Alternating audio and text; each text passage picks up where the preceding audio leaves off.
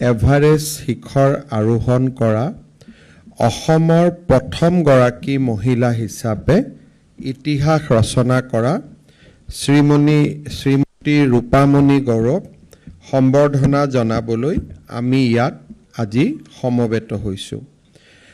লখিমপুৰ জিলাৰ বগীনদী অঞ্চলৰ নগাঁও পথাৰ গাঁৱৰ কন্যা ৰূপামণি গড়ৰ এই সাফল্য সমগ্ৰ অসমবাসীৰ বাবে এক গৌৰৱৰ বিষয়।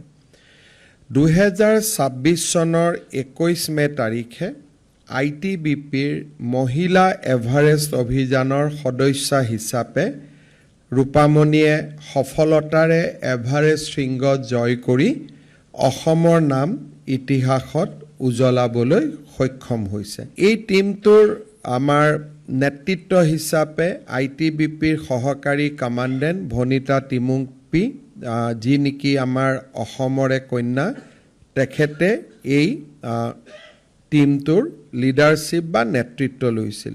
11 গৰাকী সদস্যৰ ভিতৰত ৰূপামণি গড়ে এভাৰেষ্টৰ শৃংগলৈকে গৈ 2026 চনৰ 21 মে তাৰিখে এটা নতুন ইতিহাস ৰচনা কৰিবলৈ সক্ষম হৈছে। মই আজিৰ দিনটোত ভনিতা টিমুংপি আৰু ৰূপামণি গড় দুয়োগৰাকীকে মই অভিনন্দন জনাইছোঁ। আমি জানি ভাল পাম যে ভনিতা টিমুংপিৰ এই মাউণ্টেইনৰ সৈতে জড়িত প্ৰচেষ্টাৰ বাবে তেখেতক ভাৰতৰ ৰাষ্ট্ৰপতিয়েও প্ৰশংসা পত্ৰ প্ৰদান কৰিছিল আৰু বৰ্তমান ভনিতা টিমুংপিয়ে ৰাষ্ট্ৰসংঘৰ শান্তিৰক্ষা বাহিনীৰ সদস্য হিচাপে আফ্ৰিকা মহাদেশতো সেৱা আগবঢ়াইছিলে। আজি মই ভনিতা টিমুংপি আৰু ৰূপামণি গড় দুয়োগৰাকীকে আমাৰ ৰাজ্যবাসীৰ হৈ অভিনন্দন জনাইছোঁ। আপোনালোকে জানি ভাল পাব যে ৰূপামণিৰ লখিমপুৰ বাসস্থানৰ পৰা লীলাবাৰী হাইস্কুললৈকে ঘৰৰ গোটেই ৰাস্তাটো আমাৰ বিধায়ক মানৱ ডেকাই নতুনকৈ নিৰ্মাণ কৰিবলৈ সিদ্ধান্ত লৈছে আৰু ৰাস্তাটো ৰূপামণি গড়ৰ নামতেই উৎসৰ্গা কৰিবলৈ সিদ্ধান্ত গ্ৰহণ কৰিছে। আজি আমি ৰাজ্য চৰকাৰৰ পৰা এটা অকণমান আৰ্থিক সাহায্যৰে ৰূপামণি গড়ক সম্বৰ্ধনা জনাইছোঁ, ভনিতা টিমুংপিক সম্বৰ্ধনা জনাইছোঁ।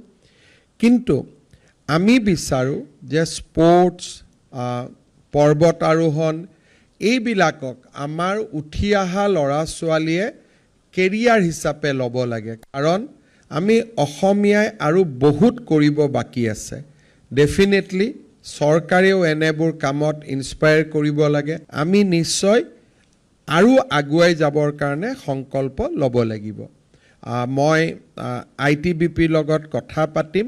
ITBPয়ে যদি এগ্ৰী কৰে ৰূপামণি গড়ক আমি অসম পুলিচত ছাব ইন্সপেক্টৰ হিচাপে এটা আমি চাকৰিও দিম, যাতে তেওঁ মাউণ্টেইনিঙত আমাৰ ল'ৰা ছোৱালীক আগুৱাই নিবৰ কাৰণে প্ৰয়াস আৰু প্ৰচেষ্টা কৰিব পাৰে। নিজে আৰোহণ কৰাৰ পিছত আৰু 10 গৰাকীক যাতে আৰোহণ কৰাবলৈ অনুপ্ৰাণিত কৰিব পাৰে।